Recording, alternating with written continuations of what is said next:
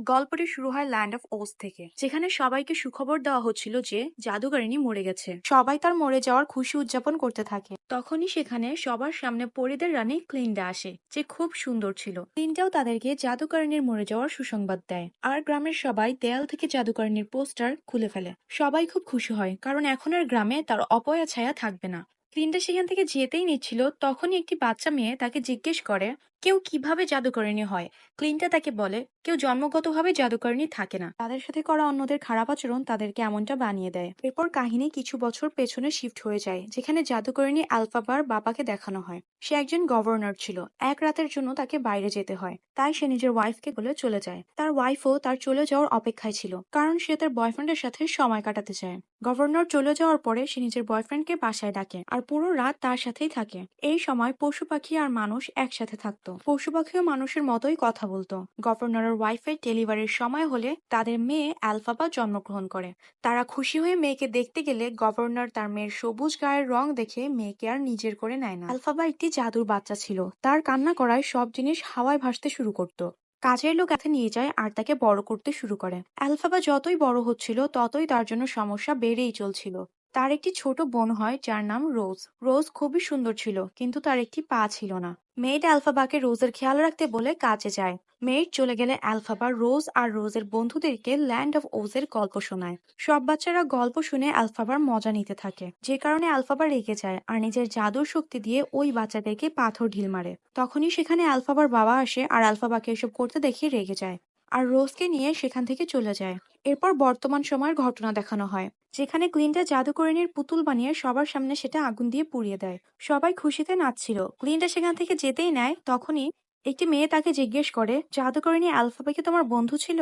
উত্তরে গ্লিন্টা বলে আমরা বন্ধু ছিলাম না, আমরা শুধু একে অপরকে চিনতাম। গ্লিন্টা মেয়েটিকে নিজের আর জাদুকরিনীর কাহিনী শোনায়। তারপর অতীতের গল্প দেখানো হয়, যেখানে গ্লিন্ডা একটি ইউনিভার্সিটিতে অ্যাডমিশন নেয়। সেখানে গ্লিন্ডার মতো আরো অনেক নতুন স্টুডেন্ট এসেছিল। তখন সেখানে জাদুকরিনীও চলে আসে, যে আসলে অ্যালফাবা ছিল। গ্লিন্ডা গ্রিন অ্যালফাবাকে দেখে ভয় পেয়ে যায়। অ্যালফাবা ভাইকে বলে আমার জন্মই হয়েছে এই রঙে, আর আমি এতে দুঃখী নই। তখনই সেখানে গভর্নর রোজকে নিয়ে আসে, আর সবার সামনে রোজকে তার মার ফেভারিট জুতো দেয়। এটা দেখে আলফাবা খুব কষ্ট পায়, কারণ সে কখনো বাবার ভালোবাসা পায়নি। আজকে ইউনিভার্সিটিতে রোজের প্রথম দিন ছিল, তাই আলফাবা রোজকে এখানে দিতে এসেছে। গভর্নর আলফাবাকে রোজের কাছে থাকতে বলে চলে যায়। এরপর সব স্টুডেন্টসদের সাথে ইউনিভার্সিটির টিচারের পরিচয় করানো হয়। কিছুক্ষণ পর একজন টিচার এসে রোজকে গভর্নরের মেয়ে হিসেবে আদর করে তার সাথে কিছুক্ষণের জন্য নিতে চায়। আলফাবা তাকে মানা করে, কিন্তু সে আলফাবার কথা শুনে না। তাই আলফাবা রেগে গিয়ে নিজের জাদুর শক্তির সাহায্যে তাদের থামিয়ে দেয়, আর সব জিনিস হাওয়ায় ভাসতে থাকে। সেই টিচারটি এসব দেখে ভয় পেয়ে যায়। আলফাবার এরকম আচরণে রোজ তার সাথে রাগ করে চলে যায়। তিনি ওইসব দেখছিল, তাই সে দ্রুত সেখানে এসে আলফাবার দোষ নিজের ঘাড়ে নিয়ে তাকে বাঁচিয়ে দেয়, কারণ এসব দেখে সবাই আলফাবার উপর রেগে গিয়েছিল। টিন ক্লিনটাকে আলফাবার সাথে রুম শেয়ার করতে বলে, আর ক্লিনটা তাতে রাজি হয়। তারপর টিন আলফাবাকে নিজের সাথে নিয়ে যায়। আসলে টিন চায় আলফাবা পড়াশোনা করুক। আলফাবা তাকে ধন্যবাদ জানায় আর বলে আমার বাবা আমাকে পড়ানোর জন্য কখনোই রাজি হবে না। টিন তাকে বলে আমি নিজে তোমার বাবার কাছ থেকে পারমিশন নিব। টিনের জিজ্ঞেস করায় আলফাবা বলে আমার সাথে ছোটবেলা থেকেই এমন হয়, যখনই আমি রেগে যাই সব জিনিস বাজেভাবে ধ্বংস হতে থাকে, আর এর উপর আমার কোনোই নিয়ন্ত্রণ নেই। এসব শুনে টিন বলে আমি তোমাকে নিজের শক্তি কন্ট্রোল করতে শেখাবো, আর তোমাকে একটা জাদুকরিনী বানাবো। এই শুনে আলফাবা খুশি হয়, কারণ সে এখন পড়াশোনা করে নিজের স্বপ্ন পূরণ করতে পারবে। আলফাবা রুমে গিয়ে দেখে ক্লিন্ডা নিজের সব জিনিস পুরো রুমে ছড়িয়ে রেখেছে। এই দেখে আলফাবা রেগে গিয়ে ক্লিন্ডার সব জিনিস এক সাইড করে নিজের জন্য রুমে জায়গা তৈরি করতে থাকে। যেই আলফাবা রেগে যায়, সাথে সাথে রুমের দরজার কাঁচগুলো ভেঙে যায়। পরের দিন সকালে আলফাবা ক্লিন্ডার সব জিনিস রুমের এক পাশে জমা করে দেয়। তারা বাইরে এলে সব স্টুডেন্টস ক্লিন্ডার সাইডে থাকে, আর আলফাবাকে অ্যাভয়েড করতে থাকে। সব স্টুডেন্টস খাবার খেতে গেলে সেখানেও আলফাবা একাই থেকে যায়। ক্লাসেও সবাই আলফাবাকে টিজ করতে থাকে, কারণ তারা ক্লিন্ডার সাইডে ছিল, আর ক্লিন্ডার সব জায়গায় আলফাবাকে ছোট করার চেষ্টা করত। ক্লাসে প্রফেসর আসে, যে একটি ছাগল ছিল। প্রফেসর ক্লিন্ডার নাম ঠিকভাবে উচ্চারণ করতে না পারায় ক্লিন্ডার মন খারাপ হয়। এই দেখে আলফাবা প্রফেসরের ফেভার নিয়ে তার জায়গায় বলে। প্রফেসর লেকচার শুরু করে আর বলে একটা সময় ছিল যখন মানুষ আর পশু পাখি একসাথে থাকতো, কিন্তু ক্ষুধা আর রাগ মানুষকে স্বার্থপর করে দেয়। তারপর থেকে মানুষ পশুদের অধিকার ছিনিয়ে নেয়। প্রফেসর পড়াচ্ছিল, তখনই সে দেখে লেকচার বোর্ডে কেউ পশুদের অধিকারের বিরুদ্ধে কথা বলেছে। যেটা দেখে প্রফেসর দুঃখী হয়ে ক্লাস থেকে চলে যায়। আলফাবা প্রফেসরের কাছে গিয়ে তার সাথে বন্ধুত্ব করে নেয়। কারণ তার এখানে কোনো বন্ধু ছিল না। ওদিকে টিনও আলফাবাকে আলাদাভাবে পড়াতো আর তাকে জাদু দিয়ে কয়েন মুভ করা শেখাতো। হঠাৎ করে আলফাবা রেগে যায় আর সব জিনিস হাওয়ায় উঠতে থাকে, যেটা দেখে ডিন অনেক খুশি হয়ে যায়। ওদিকে প্রফেসর মন খারাপ করে তার রুমে গিয়ে অন্যদের বলছিল, এখন আর এখানে পশুদের কোনো দরকার নেই। এখন পশুদের এখানে পড়ানোরও অধিকার নেই, বরং জীবনের ঝুঁকি রয়েছে। আলফাবা বাইরে দাঁড়িয়ে এসব শুনছিল। যখন প্রফেসর তাকে দেখে তো ভিতরে ডেকে নেয়। আলফাবা ভিতরে গিয়ে প্রফেসরকে সাহায্য করার কথা দেয়। আলফাবা ফিরে যাওয়ার সময় হঠাৎ একটি ঘোড়ার সাথে ধাক্কা খায়, যার ওপর একটি প্রিন্স বসেছিল। প্রিন্সও এই ইউনিভার্সিটির নতুন স্টুডেন্ট ছিল আর সে আলফাবার সবুজ রং দেখে ভয় পেয়ে যায়। ওদিকে ক্লিন্ডা প্রিন্সকে ইমপ্রেস করার জন্য সুন্দরভাবে রেডি হয়ে বাইরে যায়। প্রিন্স ইউনিভার্সিটির সব মেয়েদের ক্রাশ ছিল, কিন্তু সে কাউকে পাত্তা দিত না। ক্লিন্ডা প্রিন্সের সামনে পিছনে ঘুরতে থাকে। শেষে প্রিন্সও ক্লিন্ডার উপর ইমপ্রেস হয়ে যায়। তারপর ক্লিন্ডা প্রিন্সকে ইউনিভার্সিটি ঘুরে দেখায় আর তাকে লাইব্রেরিতে নিয়ে যায়। প্রিন্স সেখানে কিছু মজা করতে চায়, যেটা ইলিগাল ছিল। প্রিন্স বইয়ের উপর পা রাখলে লাইব্রেরিয়ান তাকে এমনটা করতে নিষেধ করে, কিন্তু প্রিন্স তার সাথে ডান্স করতে শুরু করে। কিছুক্ষণের মধ্যেই প্রিন্স লাইব্রেরির পরিবেশ পাল্টে দেয়। শুধুমাত্র অ্যালফাবা ছাড়া সবাই সেখানে ডান্স করছিল। একটা স্টুডেন্ট ক্লিন্টার সাথে নাইট পার্টিতে ডান্স করতে চায়, কিন্তু ক্লিন্টা তাকে রোজের কাছে পাঠিয়ে দেয়। সেই ছেলেটা রোজকে পার্টির জন্য ইনভাইট করলে রোজ খুশি হয়ে যায় আর আলফাবাকে এই ব্যাপারে বলে। আলফাবার এসব ক্লিন্টার চাল মনে হচ্ছিল। পরের সিনে ক্লিন্টা নাইট পার্টির জন্য তৈরি হচ্ছিল। তাকে খুব সুন্দর দেখায়। ক্লিন্টা নিজের আলমারি থেকে একটি উইকেট ক্যাপ পায়, যেটা তার গ্র্যান্ডমার ছিল। ক্লিন্টা সেই ক্যাপটি আলফাবাকে দিয়ে বলে, তোমার জন্য এটা একদম পারফেক্ট। ক্লিন্টা আসলে আলফাবার মজা নিচ্ছিল, কিন্তু আলফাবা বুঝতে না পারে তাতে খুশি হয়। সব স্টুডেন্ট পার্টিতে গিয়ে খুব ক্লিন্টা প্রিন্সের সাথে আর রোজ তার নতুন বয়ফ্রেন্ডের সাথে অনেক খুশি ছিল। আলফাবা টিনের কাছে গিয়ে একটি কাজের জন্য সাহায্য চায়। কিছুক্ষণ পর টিন পার্টিতে আসে আর ক্লিন্টাকে একটি জিনিস দেয়। টিনের ক্লিন্টার উপর একদমই বিশ্বাস ছিল না, কিন্তু সে আলফাবার কথা রাখার জন্য এমনটা করে, কারণ সে আলফাবাকে দুঃখী করতে চায়নি। আলফাবা পার্টিতে গেলে সবাই তার হ্যাট দেখে হাসতে থাকে। আলফাবা নিজের হ্যাট খুলে মাটিতে রাখে আর ডান্স করতে শুরু করে। তার ডান্স দেখে সবাই তার মজা উড়াতে থাকে। এসব দেখে ক্লিন্টা নিজের কাজের উপর লজ্জাবোধ করে। ক্লিন্টার আলফাবার জন্য মন খারাপ হয় আর সে আলফাবার সাহায্য করতে তার কাছে যায়। আলফাবার চোখে পানি আসতে দেখে ক্লিন্টা আলফাবার সাথে তার মতোই ডান্স করতে থাকে, যেটা দেখে আস্তে আস্তে বাকি সবাইও আলফাবার মতো ডান্স করতে শুরু করে। এরপর আলফাবা ইমোশনাল হয়ে গেলে ক্লিন্টা তাকে হাগ করে আর সবাই আলফাবাকে অ্যাকসেপ্ট করে নেয়। আলফাবার ক্লিন্টার মধ্যে সব সমস্যা শেষ হয়ে যায়। পার্টি শেষ হয়ে গেলে আলফাবা আর ক্লিন্টা নিজেদের রুমে যায়। ক্লিন্টা তাকে বলে, খুব শীঘ্রই আমি আর প্রিন্স বিয়ে করছি। আমরা দুজন একে অপরকে পছন্দ করি। ক্লিন্টা বলে, এটা আমার সিক্রেট, যা শুধু তুমিই জানো। তারপর ক্লিন্টা আলফাবার সিক্রেট জানতে চায় আর তার কাছ থেকে গ্রিন কালার বোতল নিয়ে যায়। আলফাবা রেগে গিয়ে ক্লিন্টার কাছ থেকে তার বোতলটি নিয়ে নেয়, কারণ আলফাবা এটা কাউকে দিতে চায় না। ক্লিন্টা আলফাবার সাথে রাগ করে অন্যদিকে যায়। এই দেখে আলফাবা বলে, আমার বাবা আমাকে পছন্দ করে না, কারণ আমি সবুজ রঙের। তাই যখন রোজ পেটে আসে তো গভর্নর আমার মাকে দিন রাত মিল্ক ফ্লাওয়ার খাওয়াতো, যে কারণে রোজ তাড়াতাড়ি জন্ম করে, কিন্তু তার পা ছিল না। আর এতে আমার মাও মারা যায়। আলফাবা বলে, এসব আমার জন্য হয়েছে, আমার জন্যই এখন রোজের এই অবস্থা। এসব শুনে ক্লিন্টা আলফাবাকে সান্ত্বনা দিয়ে বলে, এখানে তোমার কোনো দোষ নেই। ক্লিন্টা আলফাবাকে খুশি করার জন্য তাকে নিজের অনেক ড্রেস আর মেকআপ দেয়। সে আলফাবার লুক চেঞ্জ করতে সাহায্য করে। ক্লিন্টার এসব কাজে আলফাবাও খুব খুশি হয়। ক্লিন্টা আলফাবার লুক অনেকটা বদলেও দেয়। পরের দিন আলফাবা ইউনিভার্সিটিতে গেলে প্রিন্স তাকে দেখে ভয় পাবার বদলে নিজে থেকেই এসে তার সাথে কথা বলে।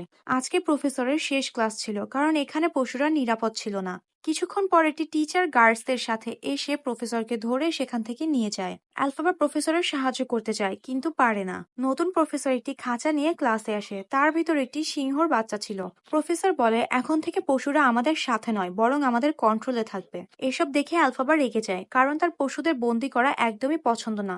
আলফাবার রাগের কারণে সব ফুল হাওয়ায় আর প্রিন্স ছাড়া বাকি সবাই অজ্ঞান হয়ে যায়। প্রিন্স সিংহর বাচ্চাকে খাঁচা থেকে বের করে আলফাবার সাথে বাইরে যায়। তারা দুজন সিংহর বাচ্চার সাথে নিয়ে সাইকেলে করে জঙ্গলে যায়। এদিকে টিন ক্লাসে গিয়ে দেখে সবাই অজ্ঞান হয়ে আছে। টিন আলফাবার জাদুতে খুশি হয় আর সে ভিজিটের নামে একটি লেটার লেখে। আলফাবার সিংহর বাচ্চাকে জঙ্গলে রেখে দেয়। সেখানে তাদের মধ্যে ঝগড়া হয় আর প্রিন্স চলে যেতে নেয়, কিন্তু আলফাবা তাকে হাত ধরে থামায়, কারণ আলফাবা মনে মনে প্রিন্সকে পছন্দ করতে শুরু করে। প্রিন্স তার কখনোই হবে না ভেবে সে অনেক দুঃখী হয়।